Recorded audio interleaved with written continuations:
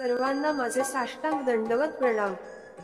आजची लीळा आहे दोन अवतारांची प्रथम भेट। सर्व पदार्थांचा त्याग केल्यामुळे स्वामींची श्रीमृत सहजच स्वाभाविकपणे कृष्ण वाळकी एकदम बारीक झाली। हे दुःख मालणी मातेला पाहावत नव्हते, म्हणून ती एक दिवस प्रधानजीला विनंती करते की हरिपाळाला रामयात्रेला पाठवावे। तेव्हा विशालदेव म्हणतात, आम्ही राजलोक आहोत आणि राजाने दुसऱ्याच्या द्वारे क्रिया करावयाची असते। एखाद्या ब्राह्मणाला पाठवून राजकुमाराची इच्छा पूर्ण करू, ते काही हरिपाळ देवाला आवडले नाही।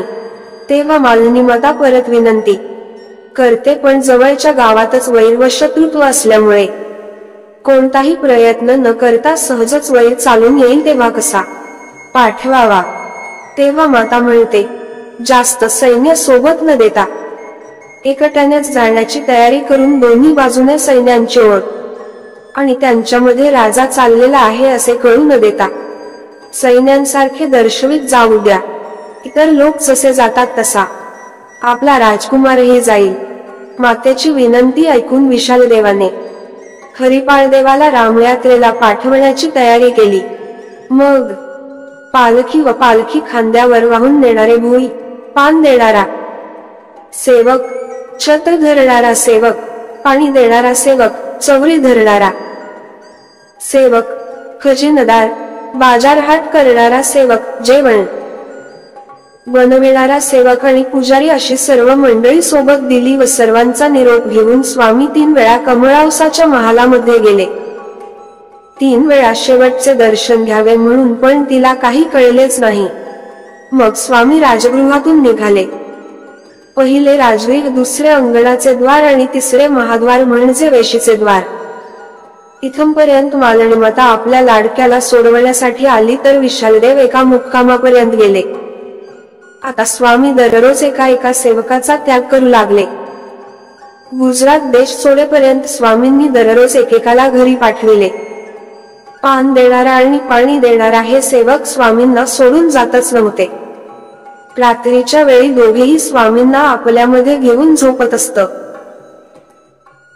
तसेच एक दिवस झोपले असताना स्वामी हळूच उठले व सर्व अलंकार काढून एक वस्त्र फक्त कमरेला गुंडाळले व त्या दोघांना अत्यंत गाढ झोपेत टाकून अखिल जीवाच्या चिंतनार्थ रुद्धपुरला आले।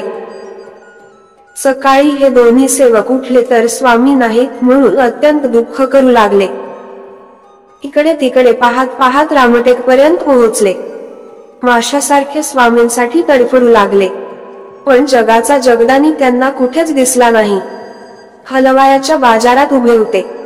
सर्वज्ञांनी श्री प्रभू बाबांना कायाप्रणित म्हणजे संपूर्ण शरीर वाकवून नमस्कार केला। दोन्ही अवतारांची ही ओळख खरोखरच अभूतपूर्व भेट होती। श्री प्रभू बाबा जणू काही सर्वज्ञांची वाटच पाहत होते। इतका आनंद त्या राऊळ माया बाप सर्वज्ञांना झाला होता। म्हणून तर श्री प्रभू बाबा म्हणतात, अय्या आता खरोखरच तू माझा झाला म्हणे। आता होय म्हणे, म्हणजे सर्व राजवैभवाचा त्याग करून शिवाच्या उद्धारासाठी आलास हेच बरोबर आहे असे म्हणून एका हातामध्ये शेंगुळे व एका हातामध्ये गोड भजे घेऊन चावी थुकी करत व हास्य करीत आकाशाकडे पाहत आमचे स्वामीही लीळा अवलोकन करत आणि श्री प्रभू स्वामींकडे पाहत असताना स्वामी श्रीमुकुट खोलविती म्हणजे नम्र होणे, मान खाली वाकवणे। शेंगुळे खाऊन झाले, भजे खायचे होते तेव्हा श्री प्रभू बाबा म्हणतात, अरे घे घेना म्हणे असे 3 वेळा म्हणून प्रसाद करून दिले। ते सर्वज्ञांनी महाप्रसाद म्हणून कायाप्रणित करून दोन्ही हातांमध्ये घेऊन नमस्कार केला आणि श्री प्रभू बाबांनी सर्वज्ञांच्या श्रीमुखावर श्रीकर ठेवला। तिथे आमच्या स्वामींनी ज्ञानशक्तीचा स्वीकार केला, वरावर अशा उभय शक्तीचा स्वीकार केला।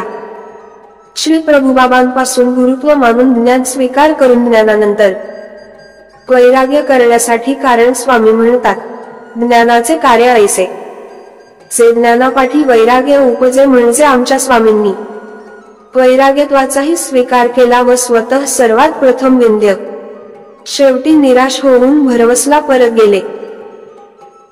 महादायसा सर्वज्ञांना विचारतात की हे प्रभू मग त्या दोघांना काय झाले, तेव्हा स्वामी म्हणतात बाई ते यांचे महंत क्षयरासी म्हणजे स्वामींच्या वियोगात दुःख केल्यामुळे थोर गोंडे प्राप्त झाले.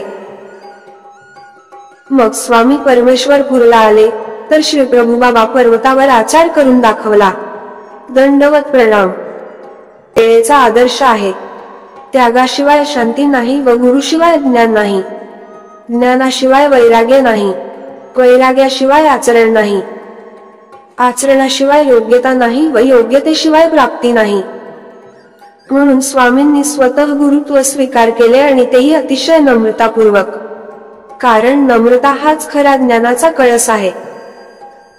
म्हणून तर एकाच वेळेत आपल्याला राजवैभवाचा त्याग, नंतर गुरुत्वाचा स्वीकार, नंतर ज्ञान व नंतर वैराग्य अशी 4 उदाहरणे पाहावयास मिळतात. एवढं सगळं सर्वज्ञांनी का केलं? कुणासाठी केलं? तर हे सर्व आपल्यासाठीच ना. सर परमेश्वर स्वतः करतात तर सामान्य जीवाने का करू नये? हीच शिकवण, हाच आदर्श जीवनात उतरवावा अशी सदिच्छा. दंडवत प्रणाम. आजच्या लेळेचे प्रश्न आहेत. 1. स्वामींसोबत रामटेकला जात असताना किती सेवक होते? 2. सर्वज्ञांची व श्री प्रभू बाबांची कोणत्या ठिकाणी भेट झाली? 3. स्वामींची श्रीमूर्त कशी झाली होती? 4. स्वामींनी कोणत्या शक्तीचा स्वीकार केला? 5. स्वामींसोबत कोणते 2 सेवक होते? 6. आपणास या लेळेत कोणता आदर्श घ्यावा असे वाटते? सर्वांना दंडवत प्रणाम. आजची ही लीळा कशी वाटली? नक्की कमेंट करा आणि व्हिडिओला लाईक करा. चॅनलला सबस्क्राईब करा. असेच नवनवीन व्हिडिओ पाहण्यासाठी आजच आपल्या हक्काचं हे आपलं जय श्री सर्वज्ञ यूट्यूब चॅनलला सबस्क्राईब करून बेल आयकॉन बटन दाबा. दंडवत प्रणाम.